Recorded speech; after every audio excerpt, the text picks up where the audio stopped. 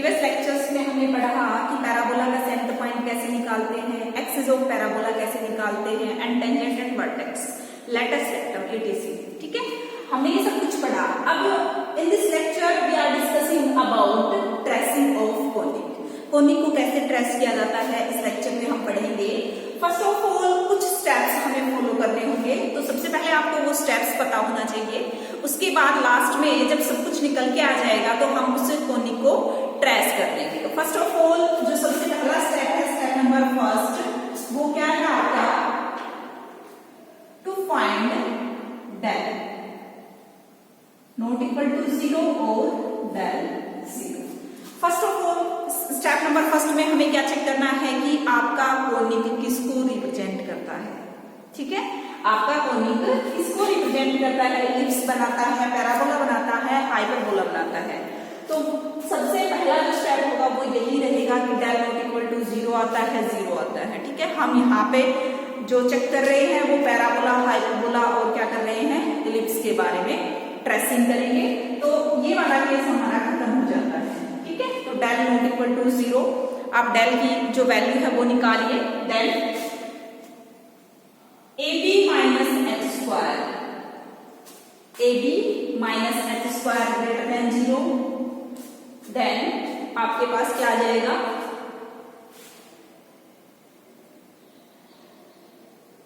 AB minus H square greater than 0, तो क्या आ जाएगा आपके पास, इलिप्स बनेगा,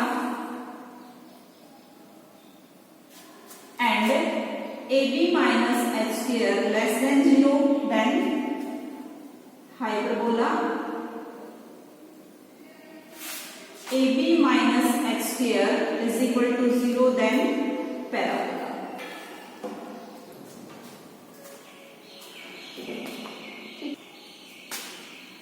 सो हमें डेल नॉट इक्वल टू 0 निकालने के बाद क्या क्या वैल्यूज निकालनी है, AB माइनस एच स्क्वायर निकालना है। अगर ग्रेटर देन 0 होता है तो आपका इलिप्स बनेगा, लेस देन 0 होता है तो हाइपरबोला बनेगा, और इज इक्वल टू अगर 0 होता है तो पैराबोला बनेगा। ठीक है स्टूडेंट्स, उसके बाद ये तो हो गया फर्स्ट स्टेप कि हमने चेक किया कि आपका जो कोनिक है वो किसको रिप्रेजेंट करेगा।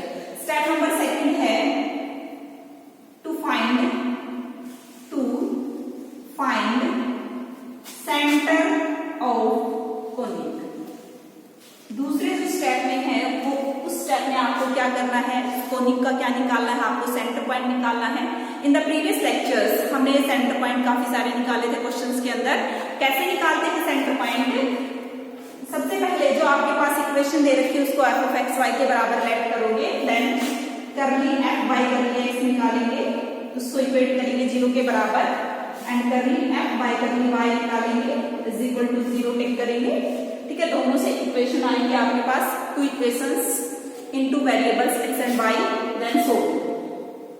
उनको सोल्व करके जो भी आपके पास x y की वैल्यू आएगी वो आपके पास क्या होंगी, सेंटर पॉइंट होंगी। ठीक है स्टूडेंट, स्टेप नंबर थर्ड है, स्टेप नंबर थर्ड स्टेप में आपको क्या निकालना है, equation of conic. Third step में आपको क्या निकालना है, equation of conic referred centre as origin. ये थ्योरम है जिसमें हम पढ़ेंगे equation of conic referred centre as origin, यानी कि जो भी आपका सेंटर है उसको रेफर किया गया है किस पे, ओरिजिन पे। उसके बाद इक्वेशन में क्या चेंजमेंट आएगा वो इक्वेशन निकालेंगे, तो वो मैं लिख रही हूँ। ठीक है, वो है आपके पास ax square by square plus 2hxy plus c1 is equal to 0। फिलहाल के लिए आपको स्टेप में काउंट रखनी होगी। ठीक है, कि हमें स्टेप में थर्ड स्टेप में ये निकालना है क्या, equation of conic refer to centre as origin. उसके बाद आपके पास c1 क्या होगा, यहाँ पे c1 को मैं मेंशन कर देती हूँ, gx1 plus fy1 plus c1 की वैल्यू निकालोगे क्या, g आपके पास f होगा और c भी होगा। यहाँ पे x1 y1 clear, x1 y1 is centre of conic. जो x1 y1 होंगे वो क्या होंगे, जो सेंटर पॉइंट आप सेकंड स्टेप में जो सेंटर पॉइंट निकालोगे, मान लो 2 3 आ गया तो x1 2 हो गया और y1 क्या हो गया चाहिए हो गया। ठीक है स्टूडेंट्स, तो यहाँ तक आपका कंप्लीट हो जाएगा। उसके बाद हम क्या करेंगे, इस इक्वेशन को जो भी C1 आएगा, C1 की वैल्यू क्या है gx1 plus f1 plus c, ये आपके C1 की वैल्यू है। जो भी आएगा इसे हम इज इक्वल टू ले जाएंगे इसको minus C1 and minus C1 से डिवाइड कर देंगे, जो भी क्वांटिटी आएगी उससे डिवाइड कर देंगे, इसको डिवाइड करने के लिए 1 आ गया। ठीक है, इस कंप्लीट कांस्टेंट को हम नाम दे देंगे A, इसको कैपिटल B एंड इसको कैपिटल H, सिर्फ इसको xy इज इक्वल टू 1। तो आपकी जो equation of conic referred centre as origin ये आ जाएगी। ठीक है, अब यहां से आप ये बता सकते हो आपके पास A B H क्या क्या है, बता सकते हो। ठीक है, प्रीवियस इक्वेशन से ओके इतना हो गया। तो ये था आपका थर्ड स्टेप। थर्ड स्टेप में आप बताओगे equation of conic referred centre as origin. उसके बाद हमें निकालनी है, एक बात और ध्यान रहे, यहाँ पे x कैपिटल X और स्मॉल x में फर्क है। जो स्मॉल x है वो आपका ओरिजिनल एक्सिस है और जो कैपिटल X है वो आपका कौन सा एक्सिस है। जब आपने सेंटर कोनिक के सेंटर को कहाँ पे शिफ्ट किया, ओरिजिन पे शिफ्ट किया। ठीक है, equation of conic referred centre as origin. तो आपके पास कैपिटल X की मैं वैल्यू बता देती हूँ x minus x1 and capital Y की y माइनस y, ये होगी। उसके बाद नेक्स्ट स्टेप में आपको निकालना होगा length of axis, length of axis, length of axis. ये स्टेप है आपका फोर्थ, स्टेप नंबर 4। ठीक है स्टूडेंट्स, लेंथ ऑफ एक्सिस में आप क्या निकालोगे, the square of length of semi axis are given by the length of square, इसके अंदर निकालोगे आप the squares of length of semi axis. क्या रहेगी आपके पास AB minus h square into are की 4 minus a plus b into are की power square plus 1 is equal to 0।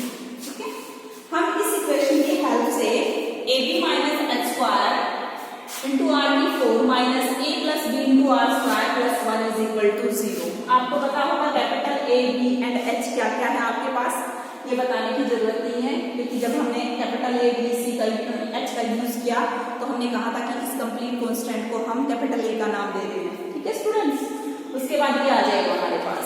अब यहाँ से बाई क्वाड्रेटिक r की पावर 4 है तो दो values r square r2 square मान लेते हैं, b roots, b 2 roots. By quadratic को आप r स्क्वायर को थोड़ी देर के लिए y पुट कर लोगे तो हो जाएगा y square into y plus 1, quadratic बन जाएगी, वहां से रूट निकाल लोगे। तो मान के चलते हैं रूट आपके इस फॉर्म में है। अगर ये दोनों ही रूट्स आपके पॉजिटिव होते हैं तो हमेशा इलिप्स को रिप्रेजेंट करते हैं, यहां से भी हम बता सकते हैं। ठीक है, स्टेप नंबर फर्स्ट तक चेक किया और इस स्टेप में भी आप बता सकते हो कि आपका जो कोनिक है वो किसको रिप्रेजेंट करेगा। अगर ये both values are positive then conic represent ellipse and one is positive and other is negative then conic is represent hyperbola. ठीक है, और पैराबोला के बारे में सब कुछ हम अलग से पढ़ चुके हैं, फिलहाल जो हमने किया था लेटेस्ट वेक्टर निकाला था पिछले लेक्चर्स में। ठीक है, तो यहाँ तक का काम हो गया, हमें लेंथ ऑफ एक्सिस निकालना है। उसके बाद हमें इक्वेशन ऑफ मेजर एक्सिस, अगर इलिप्स को रिप्रेजेंट करता है, equation of major axis, equation of major और ट्रांसवर्स। मेजर एक्सिस कब रहेगी, जब आपके पास इलिप्स बनेगा, और ट्रांसवर्स एक्सिस कब रहेगी, जब आपके पास हाइपरबोला बनेगा।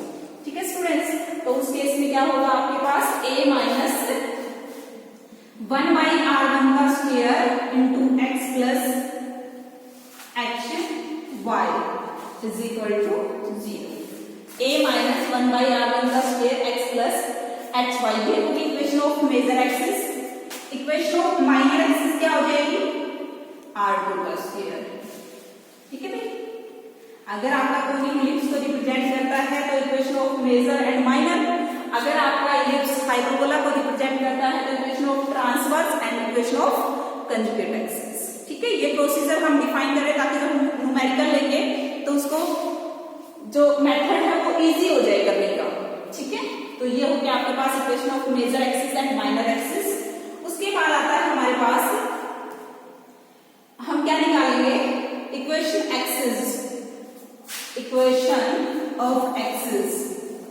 अगर मैं इसी में बात करूं, इसी में बता देती हूं,